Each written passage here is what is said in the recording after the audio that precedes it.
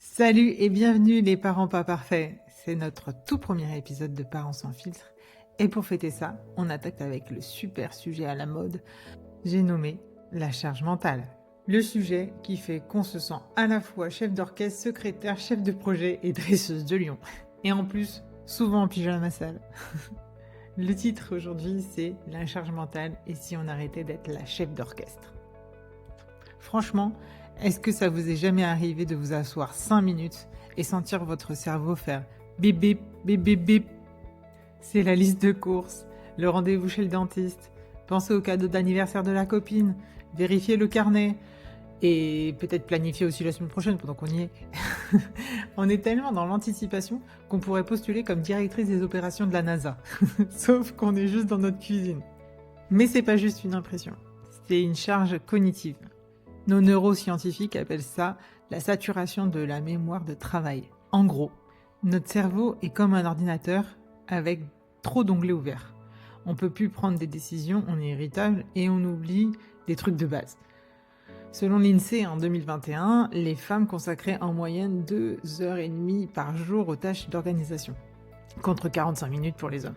Ce déséquilibre a un prix. 68% des personnes en surcharge mentale développent des syndromes anxio-dépressifs. Donc tout ça, c'est du sérieux. Le piège classique, on craque, et l'autre dit « Mais chez qui ? Fallait demander !» Ce fameux « fallait demander !» Sauf que penser à demander, c'est déjà de la charge mentale. Pour le comprendre simplement, vous êtes le GPS du foyer, soyons clairs. C'est vous qui, en permanence, anticipez la destination, calculez le trajet et prévoyez de l'essence. Votre partenaire est simplement le passager qui exécute l'ordre du GPS. Tournez à droite. Maintenant ! C'est épuisant de devoir être le cerveau et la voix. On est une équipe qui doit partager la carte, pas un chauffeur qui exécute des ordres d'un GPS surmené. Le premier outil de coaching est simple mais radical. Le grand déchargement. Prenez 15 minutes avec votre partenaire, un grand tableau blanc ou une grande feuille, comme vous voulez, et listez tout, mais tout ce qui vous passe par la tête en 3 catégories. Donc 1, faire. Donc faire le ménage, la vaisselle. 2, acheter. Le lait, les cadeaux, etc. 3, penser et gérer. Donc les rendez-vous, les inscriptions, les entretiens auto, etc. C'est là que l'invisible devient visible. On appelle ça l'externalisation cognitive. Vous libérez de l'espace dans votre cerveau.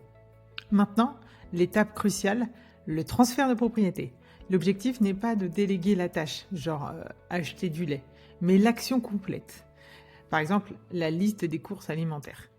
Si votre partenaire prend la responsabilité des courses, par exemple, cela inclut 1. Penser à vérifier le frigo, 2. Faire la liste, 3. Acheter, 4. Ranger. Vous poserez beaucoup moins la question « Il nous reste du lait, chérie ?» Et là, c'est le silence radio sur l'action dans sa globalité. C'est l'équité, pas l'égalité parfaite.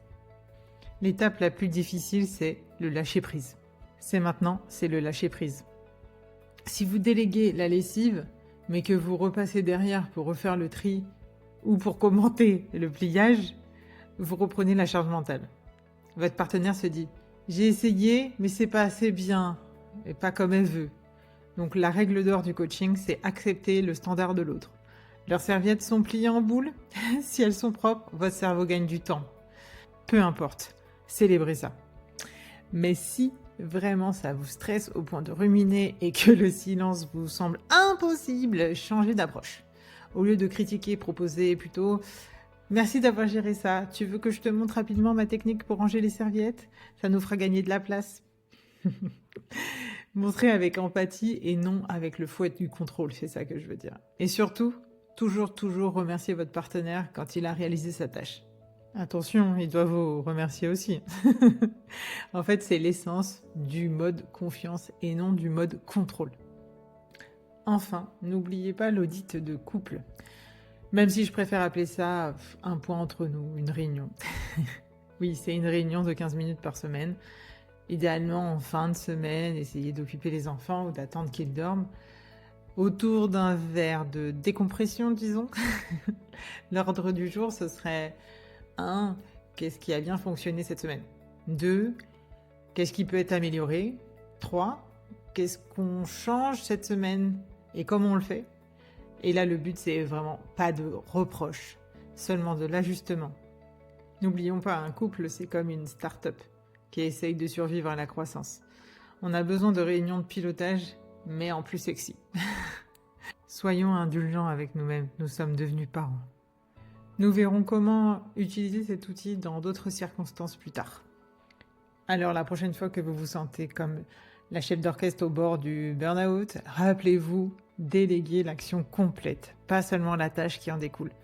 Faites un grand déchargement, transférez la propriété et surtout lâchez prise sur le pliage des serviettes. Votre cerveau, votre couple et votre santé mentale vous diront merci. Merci d'avoir écouté ce premier épisode de Parents sans filtre. Si ce sujet vous a parlé, partagez-le. Et surtout, n'oubliez pas de vous abonner pour ne rien manquer de nos conseils chaque lundi. N'oubliez pas de respirer. Ciao les parents pas parfaits.